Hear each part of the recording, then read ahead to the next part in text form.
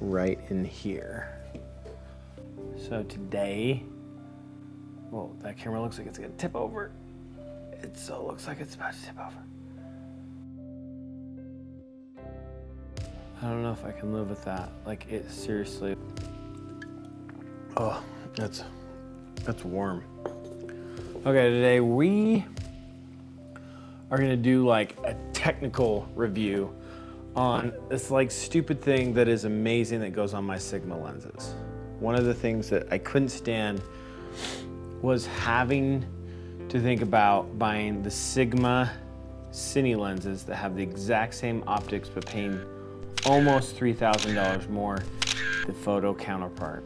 Now the thing about the photo counterpart is it's the exact same optics. You don't get any advantage other than the housing. Now I do think that having iris control and zoom control on gears is amazing.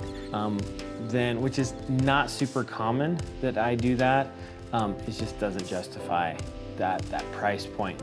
And the zoom, you can obviously, the ones I'm gonna show you tonight, have the same capabilities as far as being able to put a zoom ring on it. So you can do a 2-motor on the photo version of the Sigmas and have the same type of control as the Cine lenses. The other thing that's nice is they're so slim, so durable, and so well made that they kind of live on my lens. They don't have to come off when I do photo projects. So that's one of the other things I absolutely love about these things. So let's jump right into it and check out what they look like. First things first about these lenses is they're very heavy, okay? So compared to a 70-200, this is probably almost the same size. It's a little squanty, it's a little bit more, the nice thing is it's very compact and, oh my gosh, my camera's gonna fall, I swear. This thing is freaking me out. Great optics, 1.8, and it really is very sharp, just like everyone says it is at 1.8. There's a lot of lenses that at wide apertures, like 1.2, 1.8, that just, even though they're letting light in, they're getting soft. And when we're using these in 4.6K, like I am right now, in 4K applications, when you want to punch in, that softness really exaggerates. One of the things I do on my lenses is I differentiate them with colors because I'm a visual person, and this is my mark. You can see the white little dot here. This is my mark for when I'm slinging glass and I need to do it quickly. I know that this mark hits it. Then I also have one other little mark right there, and that is when I know that that's more for photo, when it's gonna line up with my little notch there, okay?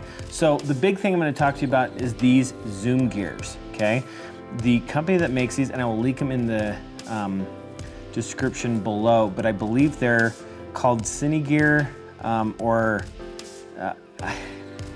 I should have looked that up before I did this video, but on the 50-100, they make one for both the zoom ring and the focus ring. It's just super low profile. If you pop it off, which is kind of difficult once you put it on, which is nice, it doesn't move around. It's super low profile. You can see right here that it's only about a 1/4 of an inch off of it. The other thing I was worried about, because this is 3D printed, it's high quality 3D printed, so I thought that these gears would have issues meshing with my follow focus and would cause problems. And it just hasn't. It's been super smooth, super reliable. It hasn't moved at all. And for the most part, I've been super happy with this setup. This is my 18-35. It's one of the most reliable, and the colors are awesome. This lens is just awesome. So again, this is another one of those gears that I got.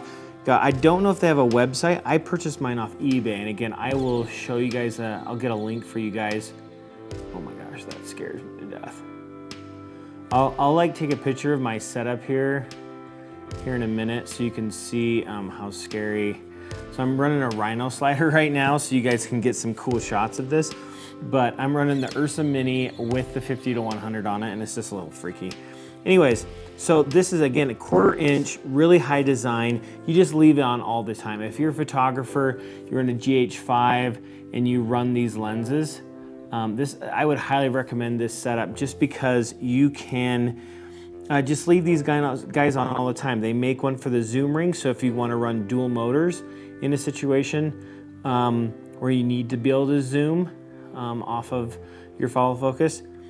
Anyways, to sum this up, I'll put a link in these. I think they were about 35 bucks a piece. They're well worth it. They're hard, they're not rubber. They're fit exactly perfect to go on the rubber focus ring that originally comes with it. You just leave that on. This one, the 18 to 35 does move a little bit more. You can see I can move this one more than the 50 to 100, but it has never caused any issues that I've seen. So highly recommended. I'll put the link in the below, and like and only subscribe if you must. Another thing I wanted you guys to know is I was not paid or even contacted this company.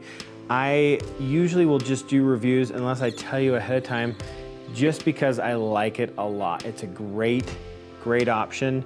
I've seen a lot of other gears for these lenses, and this is by far the most compact, easy to use, best fitting gear for the Sigma Zoom twins that I have seen.